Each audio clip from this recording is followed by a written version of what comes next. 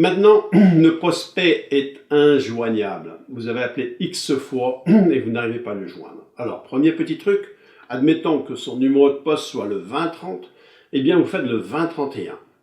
Et ça m'est déjà arrivé de rejoindre des personnes que je n'arrivais pas à rejoindre, parce que tout d'un coup vous tombez sur généralement le numéro d'à côté, c'est le collègue d'à côté, le bureau d'à côté. Et quelquefois, ce collègue-là est très sympathique, et puis il vous dit « Ah, bah justement, je le vois, il n'est pas très loin de moi, je vais aller le prévenir si vous voulez. » Si vous saviez le nombre de rendez-vous que j'ai réussi à avoir comme ça, c'est assez incroyable. Ou alors, justement, je le vois dans le couloir, là, il arrive au bureau dans 2 minutes. Bon. Ou je vais tout simplement, l'idéal, c'est qu'il aille le chercher pour vous-même, c'est encore mieux. Ça se fait quelquefois.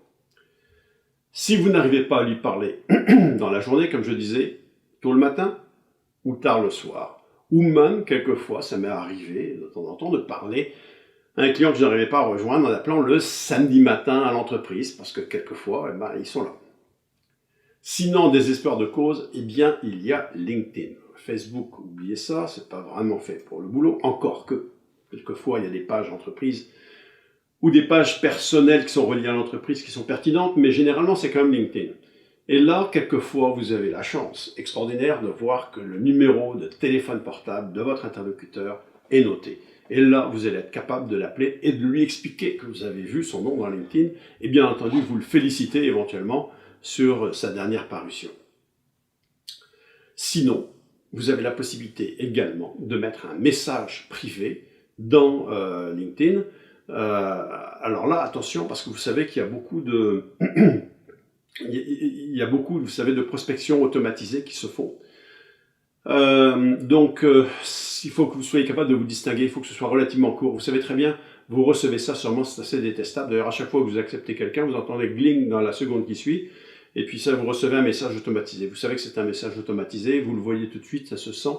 Donc, évitez-le, essayez de vous distinguer, de faire en sorte que vous puissiez avoir la chance de pouvoir le rappeler à l'entreprise. Et puis, sinon, il y a le fait d'essayer aussi souvent que possible. Alors, dernière chose que je n'ai pas notée ici, sur à cette table.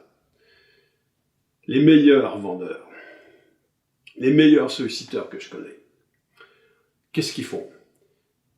Ils essayent, par exemple, de rentrer dans tel secteur d'industrie. Et puis, tout d'un coup, ils regardent un article de journal, ils voient qu'il y a un tel qui a des félicitations, enfin, du moins, qu'il y a un article dans le journal. Eh bien, vous prenez votre courage à deux mains et vous appelez pour le féliciter pour son article. Je peux vous dire, je peux vous garantir que tous les gens, tous les hommes d'affaires, de business qui passent dans le journal, généralement, à moins que ce soit des célébrités, sont très heureux qu'on les appelle pour les féliciter. Et en même temps, vous proposez le script qu'on va voir tout à l'heure pour tenter de prendre rendez-vous avec lui. Donc ça, c'est le top, pour être dire. C'est les gens qui sont difficiles à joindre, mais vous les appelez au bon moment. Et ça veut dire que ça vous oblige à regarder les journaux spécialisés, à lire les journaux spécialisés, ou à lire Internet, ou à lire tout simplement la presse, et vous les appelez suite à ça. C'est très fort, vous pouvez avoir des rendez-vous avec des gens très, très importants comme ça. Maintenant, les différents niveaux d'appel dans une organisation, et vous allez voir que ça rejoint ce que je disais un peu tout à l'heure. Vous avez soit la possibilité d'appeler par le bas, en appelant des utilisateurs qui sont faciles à rejoindre, mais qui vont vous référer vers le haut. Par contre, c'est facile de descendre, c'est quelquefois beaucoup plus difficile de remonter, d'autant plus que vous ne voulez pas griller la personne, pour ne pas que la personne à qui vous avez parlé ait l'impression que vous l'utilisez ou que vous voulez le griller en passant au-dessus. Deuxième possibilité, vous appelez au niveau moyen le responsable. Quelquefois la personne est décisionnaire, quelquefois elle n'est pas décisionnaire. Bon, maintenant dans les très grosses organisations, ce que je vous recommande, c'est plus difficile, mais je peux vous dire que je l'ai fait X fois encore et ça fonctionne, c'est que vous appelez directement le président d'entreprise, et éventuellement, grâce à la technique dont je vous avais parlé tout à l'heure, ou le vice-président, dont vous avez le nom, et vous l'appelez en disant, écoutez, là je voudrais vous rencontrer pour telle ou telle chose. Qu'est-ce qu'il va vous dire? C'est pas moi qui m'occupe de ça, appelez un tel. C'est exactement ce que vous vouliez. Votre objectif n'était pas de parler au président, il était de parler au décisionnaire. Mais là, il vous donne son nom, et vous allez pouvoir appeler votre interlocuteur en lui disant, écoutez, monsieur Untel, en l'occurrence, le président m'a conseillé de vous appeler pour vous rencontrer, quand est-ce que vous êtes disponible. Bien entendu, vous ne mentionnez pas le degré de connaissance que vous avez du président, vous lui avez parlé. secondes, ou il vous a parlé 3 secondes, mais par contre, vous n'êtes pas obligé de le dire, et l'autre ne le sait pas. Donc, c'est très rare qu'il vous refuse un rendez-vous. Si c'est son directeur direct ou le président d'entreprise qui recommande que vous le rencontriez, il va quasiment sûrement accepter. Ensuite, eh bien, durant l'entretien, eh bien, là, vous allez faire votre vente habituelle. Ça, c'est pas ce qui concerne cette formation-là. Maintenant, une autre formation sur la vente, vous allez utiliser la technique SOS. Vous n'allez pas forcément préciser non plus le degré de connaissance que vous avez du président en question. Et très souvent, il n'osera pas vous poser la question, ou si vous pose la question, vous répondez de manière générale. Et très souvent, moi, il m'est arrivé de faire des ventes comme ça, parce que c'est comme ça que ça fonctionne.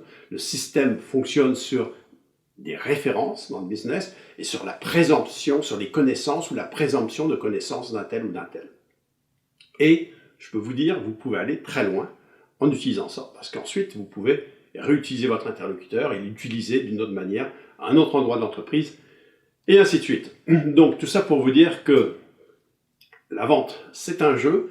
Passer des barrières, pour certains, c'est très difficile, puis pour d'autres, plus c'est difficile, plus c'est amusant. Alors, maintenant, l'approche globale pour prospect important. Là, vous avez la possibilité de faire une matrice avec en horizontal la matrice de l'entreprise ou de l'organisation de votre client, le président, les différents VP, directeurs, etc. Vous-même, la matrice de votre organisation, et puis vous allez éventuellement décider de qui doit contacter qui. En l'occurrence, si vous voulez pénétrer un très gros client, que vous n'êtes que le petit représentant, vous vous dites, enfin, c'est pas ce qu'il faut se dire, bien entendu, vous êtes toujours important, surtout quand on est un vendeur ou représentant et qu'on fait de la prospection, mais vous vous dites, je risque d'avoir du mal. Eh bien, vous allez tout simplement voir votre directeur des ventes, votre vice-président des ventes, ou même votre président. Et il n'y a pas un président ou un vice-président des ventes qui va refuser de vous aider s'il peut vous aider à rentrer chez un client qui est important et dans lequel il désire rentrer. Pourquoi? Parce que la vente, c'est quand même par là que l'argent rentre.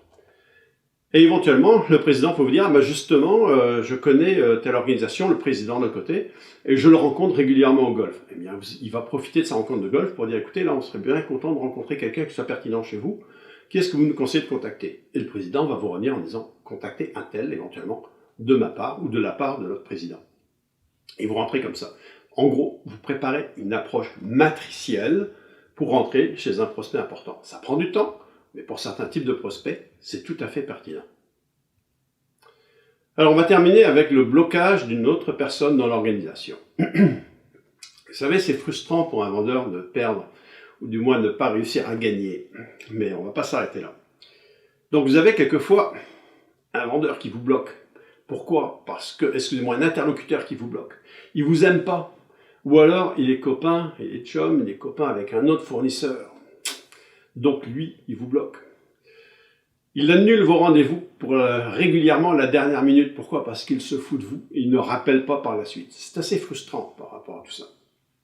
Donc, première des possibilités que vous ayez, c'est de le mettre dans les clients que j'appelle peu intéressants.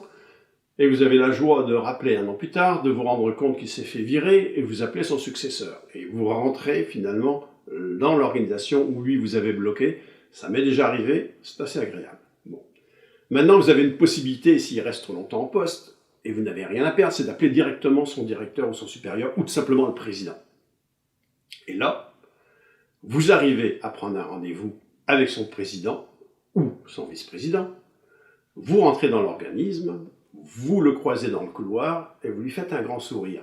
Croyez-moi, il va faire une drôle de tête, mais par contre, c'est vous qui aurez gagné, surtout si vous arrivez à avoir votre contact. Comme je vous dis, la vente c'est un jeu, c'est encore plus amusant quand on gagne. On s'en arrête là et maintenant on va voir les scripts pour réussir.